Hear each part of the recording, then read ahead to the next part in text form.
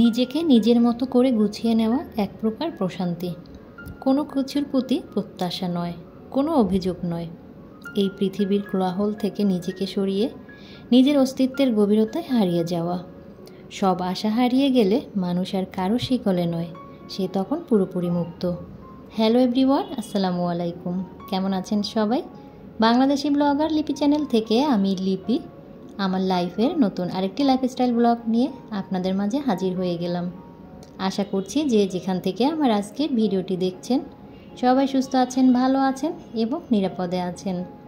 আলহামদুলিল্লাহ, আল্লাহর রহমতে আমিও আমার পরিবারের সবাইকে নিয়ে ভালো আছি। এখন বাজে সকাল ঠিক 10টা, আর আমি আমার জন্য নাস্তা রেডি করতে কিচেনে চলে এসেছি। আজকে আমি বাসায় একদমই একা। এই সময়টায় কিন্তু আমার মেয়ে সবসময় স্কুলেই থাকে, তবে আমার শাশুড়ি আসার পর থেকে আমার শাশুড়ি আর আমি বাসায় থাকি।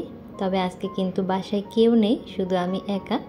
মেয়ে স্কুলে গিয়েছে আর আলিফার পাপা আমার শাশুড়িকে নিয়ে ডাক্তার দেখাতে গেছে। যেহেতু আজকে আলিফার পাপার ছুটির দিন ছাড়া তো ও সময় পায় না, তাই আজকেই তাকে নিয়ে গিয়েছে। আর একদম সকাল সকালে বের হয়েছে, মেয়েকে স্কুলে দিয়ে তারপরে আম্মাকে নিয়ে আলিফার পাপা বের হয়ে গিয়েছে। ওরা পিজি হসপিটালে যাবে, ওখানে ডাক্তার দেখাবে। আর ওই হসপিটালে গেলে তো অনেক বেশি সিরিয়াল থাকে, তাই একটু সকাল সকালে বের হয়েছে। তো ওরা নাস্তা করে যায়নি বাসা থেকে। আমি নাস্তা করতে চেয়েছিলাম, মানে রেডি করতে চেয়েছিলাম, কিন্তু আলিফার পাপা বলল যে না থাক, আজকে আর নাস্তা রেডি করতে হবে না। যদিও আমি ওর ছুটির দিনে নাস্তা সকালবেলা আর কি বাসায় করি না, ও হোটেল থেকে কিনে নিয়ে আসে। মেয়েকে স্কুলে রেখে আসার সময় পরোটা ভাজি এগুলো নিয়ে আসে। আর ছুটির দিনে তো সকালবেলা আমি রান্নাবান্নাও করি না, দুপুরবেলাই রান্নাবান্নাটা করি। তো যেহেতু না করেছে তাই আমি আর নাস্তাটা বানাইনি। হয়তো বা ওর ইচ্ছা হয়েছে আমার শাশুড়িকে নিয়ে আজকে একটু বাইরে খাবে। আসলে সব ছেলেদেরই ইচ্ছে হয় যে মাকে নিয়ে বা তার প্রিয়জনদেরকে নিয়ে একটু বাইরে বসুক, কোথাও নিরিবিলিতে একটু কথা বলুক, একটু খাওয়া দাওয়া করুক। তো সব ছেলে মেয়েদেরই কিন্তু ইচ্ছে হয় তার বাবা মাকে একান্তভাবে একটু সময় দেওয়ার জন্য। তো সেই কারণে আমি আর নাস্তার ঝামেলাটা করি নাই। তো ওরা বের হয়ে যাওয়ার পরে আমি একটা ঘুম দিয়েছিলাম, যেহেতু বাসায় কেউ নেই, কাজেরও চাপ নেই, রিল্যাক্স মুডে একটা ঘুম দিয়েছিলাম। আর ঘুম থেকে উঠে দেখি ঘড়িতে 10টা বেজে গিয়েছে। তো এরপরে কিচেনে এসে নিজের জন্য রাস্তাটা রেডি করলাম। আমার যখন মন খারাপ থাকে তখন আমি একটু একা একা সময় কাটাতে বেশি পছন্দ করি। আমার আগের ভিডিওতে কিন্তু আমি শেয়ার করেছিলাম যে আমার মনটা ভীষণ খারাপ, খুব বেশি আমার মনটা অস্থির হয়ে আছে, কিন্তু কোনোভাবেই একা একা একটু সময় কাটাতে পারছিলাম না। যেহেতু শাশুড়ি আম্মা বাসায় আছে, তাই আর ওভাবে করে সময় কাটানো আর কি যায় না। চাইলেও একা কোথাও বসে থাকা যায় না, একা আর কি শুয়ে থাকা যায় না। তো আজকে যেহেতু একটু সুযোগ পেয়েছি, সুযোগটা কাজে লাগালাম। নাস্তাটা নিয়ে আমি চলে এসেছি আমার প্রিয় বেলকুনিতে। আর খুব সুন্দর আমার বাগান বিলাস ফুল ফুটেছে গাছে, মাশাআল্লাহ। তো এখানে বসে আমি নাস্তাটা করেছি, আর অনেকটা সময় আমি একা একা এখানে নিজেকে সময় দিয়েছি। খুব ভালো লাগছিল। আর আগের তুলনায় আলহামদুলিল্লাহ এখন আমার মনটা অনেকটাই ভালো হয়েছে। তো নাস্তা করে আমি চলে এসেছি কিচেনে। যেহেতু থালাবাটি তেমন কিছুই না, কেউ নাস্তাই করে নাই, মেয়েকে শুধু নাস্তা করিয়ে টিফিন রেডি করে ওকে স্কুলে পাঠিয়েছি। তো সেগুলো আমি সঙ্গে সঙ্গেই ক্লিন করে নিয়েছি, যে প্লেট বাটিগুলো আর কি মেয়েকে নাস্তা বানানোর সময় নোংরা হয়েছিল। আর আমি খাওয়ার পরে যে প্লেট আর কাপ নোংরা হয়েছে সেটা আমি সঙ্গে সঙ্গেই এখন ক্লিন করে নিচ্ছি। আর আমার একটা বদ অভ্যাস একটা প্লেট অথবা একটা চামচও যদি নোংরা হয় তো সেটা সঙ্গে সঙ্গে আমি ক্লিন করে নেই। কেন জানি সিঙ্কের ভিতরে থালাবাটি জমিয়ে রাখতে আমার একদমই ভালো লাগে না। তো প্লেট আর কাপ ধোয়ার সময় দেখলাম যে ঝুড়িটায় আমি থালাবাটি ধুয়ে পানি ঝরাতে দেই, সেই ঝুড়িটা একটু ময়লা হয়েছে। আসলে এই কয়টা দিন এত বেশি মন খারাপ ছিল, এত বেশি শরীর খারাপ ছিল, কোনো দিকেই আর কি মনোযোগ দিতে পারি নাই। কোথায় ময়লা পড়ে আছে, কোথায় কি অপরিষ্কার হয়ে আছে, কোনো দিকেই কোনো খেয়াল করতে পারি নাই। শুধু কোনো রকমের একটু রান্না করেছি, খাওয়া দাওয়া করেছি, যে কাজগুলো আর কি না করলেই নয় সেই কাজগুলোই করেছি। ঘর দুয়ার পরিষ্কার পরিচ্ছন্নর কোনো কাজই আমি করি নাই। এদিকে যখন নাস্তা করছিলাম তখন হঠাৎ চোখ গেল আমার এই মানি প্লান্টের কাটিংগুলোর দিকে। এগুলো দেখে তো আমি একেবারে হতবাক।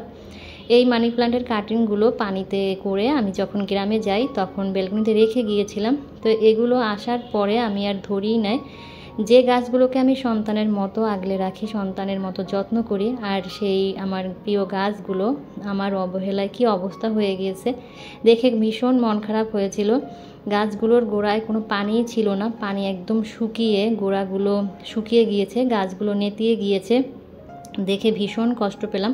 সন্তান আঘাত পেলে যেমনটা কষ্ট লাগে মায়ের, ঠিক তেমনি এই গাছগুলো দেখে আমার কষ্ট লাগছিল, কারণ এগুলো হচ্ছে আমার সন্তানের মতন। তো আমি এতটাই বেশি আর কি বিধ্বস্ত ছিলাম, একদম মন খারাপ নিয়ে এতটাই বেশি অস্থির ছিলাম, আমি কোনো কাজই করি নাই, তার প্রমাণ কিন্তু এগুলোই। আর আগেই বলেছি শরীর খারাপ হলে কাজ করা যায়, কিন্তু মন খারাপ নিয়ে কিন্তু কোনোভাবেই কোনো প্রকার কাজ করা যায় না, অন্ততপক্ষে আমি তো পারি না। আমার মন খারাপ হলে সবসময় আমার ইচ্ছে হয় আমি একা একা শুয়ে থাকি, একা একা বসে সময় কাটাই, শুয়ে শুয়ে গান শুনি। তো এরপরে আমি গাছগুলো পানিতে রেখে আবারও চলে আসলাম কাজে। জানি না আমার এই মানি প্লান্টগুলো বাঁচবে কি না, তো দেখা যাক, আমি তো শেষ চেষ্টাটুকু করব। এদিকে হচ্ছে বেডশিটটা উঠিয়ে নিয়েছি, একটা একটা বেডশিট তুলতে তুলতে আমার কালেকশনে মানে রাফ ইউজের যে বেডশিটগুলো সবগুলোই আর কি ময়লা হয়ে গিয়েছে। বেডশিট তুলেছি আর ধোয়া বেডশিট বিছিয়েছি, কিন্তু কোনো বেডশিট ধোয়া হয়নি, ওয়াশিং মেশিনের ভিতরে হচ্ছে ভরে গিয়েছে ময়লা কাপড়ে। তারপরে হচ্ছে ময়লা কাপড় যে ঝুড়িতে রাখি সেই ঝুড়িটাও ভরে গিয়েছে। তো আজকে হচ্ছে বাধ্য হয়ে নতুন আরেকটা বেডশিট নামিয়ে নিলাম। নতুন বেডশিট বলতে এগুলো আর কি নতুন কিনি নেয়, আগেরই কেনা। তো এগুলো হচ্ছে আমি রাফ ইউজ করি না, এগুলো হচ্ছে যখন বাসায় কোনো গেস্ট আসে তখনই হচ্ছে এগুলো বিছাই। কিন্তু আজকে বাধ্য হয়ে এই বেডশিটই আমাকে বিছাতে হয়েছে, কারণ যে বেডশিটটা আর কি বিছানো ছিল সেটাও অনেক বেশি ময়লা হয়ে গিয়েছে। আর গতকাল রাতে আলিফা খুবই চিল্লাচিল্লি করছিল, বেডশিটে নাকি অনেক ময়লা, ও ঘুমাতে পারছে না, আর গা চুলকাচ্ছে। তো মেয়েটা হচ্ছে আমার মতো খুঁতখুঁতে স্বভাবের, কোনো জায়গায় কোনো একটু ময়লা নোংরা একদমই দেখতে পারে না। তো এদিকে হচ্ছে আমি বেডশিটটা বিছিয়ে বালিশের কভারগুলো ভরে নিলাম, আর এখন হচ্ছে বেডটাকে আমি খুব সুন্দর করে গুছিয়ে নিব। এদিকে হচ্ছে 11:30 বেজে গিয়েছে। আলিফার পাপা ওদিক থেকে আমাকে ফোন দিয়েছে যে আমি স্কুলে মেয়েকে আনতে গিয়েছে কিনা। এই যে ঘড়িটা দেখতে পাচ্ছেন 12টা বাজতে কিন্তু 10 মিনিট বাকি। আমার মেয়ের কিন্তু ছুটি হয় 11:30টায়। তো আমি বললাম যে না আমি যাই নাই, তো ও বললো আমি আসতেছি, কাজ শেষ। তো ও হচ্ছে আসার পথে মেয়েকে স্কুল থেকে নিয়ে আসবে। তো এর মধ্যে কিন্তু আরও একবার ফোনও আমাকে দিয়েছে যে ও স্কুলে পৌঁছে গিয়েছে, না হলে তো আমি আবার টেনশন করব। তো স্কুল থেকে ও হচ্ছে মেয়েকে নিয়ে আসতেছে। আর এদিকে হচ্ছে আমি আমার বেডরুমটা খুব সুন্দরভাবে পরিষ্কার পরিচ্ছন্ন করে গুছিয়ে নিয়েছি। মন ভালো থাকলে সব ধরনের কাজকর্মতেই মন বসে, আর মন খারাপ থাকলে কিন্তু কোনো কাজেই মন বসে না। আগেই তো বললাম যে মনটা আজকে অনেকটাই হালকা হয়েছে, তাই একটু একটু কাজে মন বসাতে আর কি পারছি। বেডরুমটা অনেক বেশি ময়লা হয়েছিল, তো সেগুলো পরিষ্কার করে বেডশিট বিছিয়ে নিয়েছি।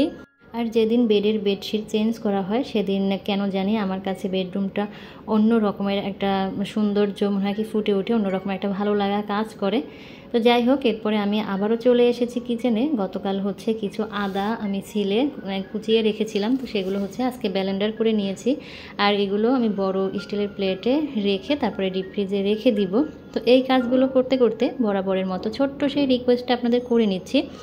যারা আজকেই প্রথম আমার ভিডিও দেখছেন বা আগে থেকেই দেখেন কিন্তু কোনো কারণে হয়তো আমার চ্যানেলটি এখনও সাবস্ক্রাইব করেননি, আজকের ভিডিওর কথা এবং কাজ কোথাও কোনো অংশ যদি আপনাদের এতটুকু ভালো লেগে যায়, আর সেই ভালো লাগা থেকে যদি ভালোবেসে আমার এই সাদামাটা লাইফস্টাইল ব্লগগুলো আপনারা প্রতিনিয়ত দেখতে চান, তাহলে চাইলে আমার চ্যানেলটি সাবস্ক্রাইব করে অল অপশনটি অন করে আমার সাথেই থেকে যেতে পারেন।